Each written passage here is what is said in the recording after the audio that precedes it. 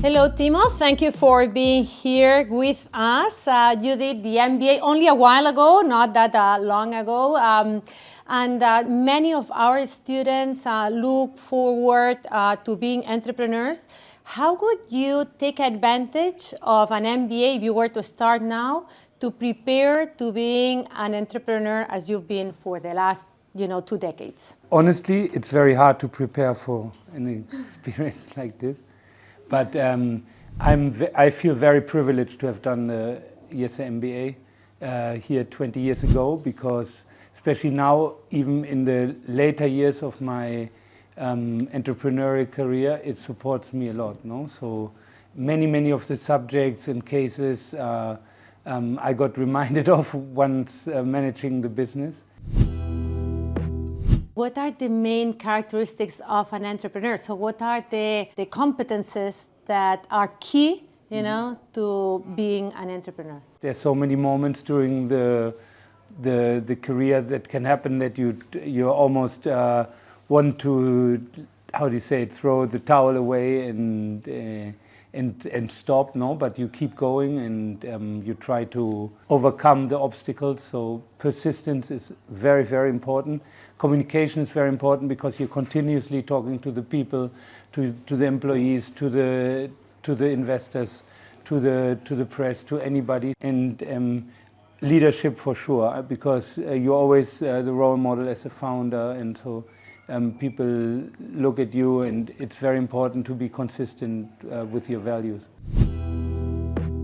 Timo, I guess that one of the crucial aspects of being an entrepreneur is being able to build a team, that is following you, but also, compensating on your weaknesses, working with you all the time. So how do you do that? When you start a company, you're employee number one. So everything you're building, is on top, So you have the privilege as an entrepreneur to select the team, build the culture. Very important to look for complementarity and skill sets, but be very, very aligned in values and working habits.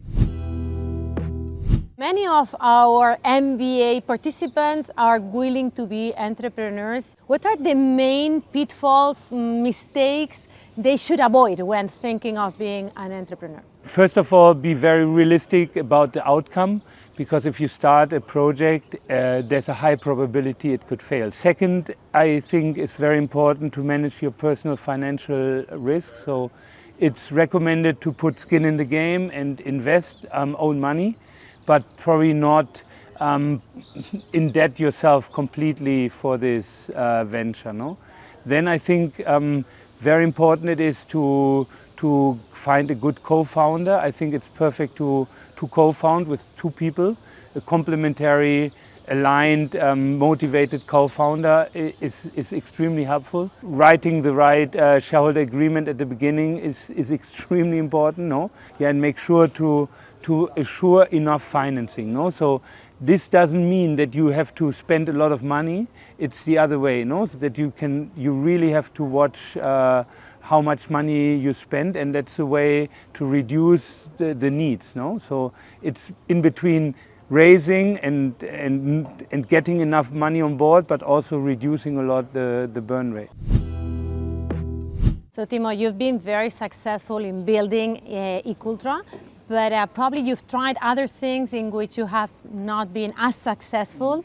What have you learned in those, and what would be your recommendations for those people who might not be as successful in their first trial? First of all, to mention that Cooltra is not my first venture. So in 2003, I founded here during my IESE time another venture. It was called Lilium, which we founded with two other MBA students. Unfortunately, which we had to shut down after 1.5 years. But the learnings were very, very important at that stage.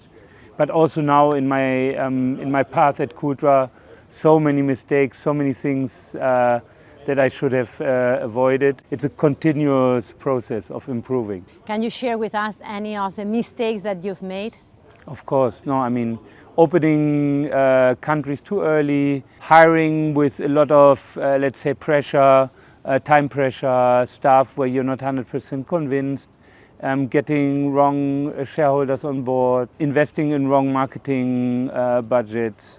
Yeah, I mean, there's so much to fail, but it's just part of the process. No, it's like a professional tennis player has to accept that he will or she will lose games. So this is how it is. You lose some, you win some, but you always stand up and keep going. Timo, just to finalize, what would be your advice for the MBAs that are finishing now in our market that is even more volatile, but probably also proposes some opportunities, to our students? So any suggestion for them? Yeah, I mean, I definitely want to motivate them to become entrepreneurs. So that would be an amazing choice. I think it's an amazing life choice to build your own project, build your own company. But obviously there are also other alternatives. I think in general, what I've learned over the last 20 years post-MBA, it's just follow your heart. It doesn't really matter where you start, no? Because at the end, it's really relevant where you end up and with which partners or with which colleagues you end up. It's more important than the project as such, I would say. Very good. So thank you very much, Timo, and good luck with all your projects now. Thank you very much.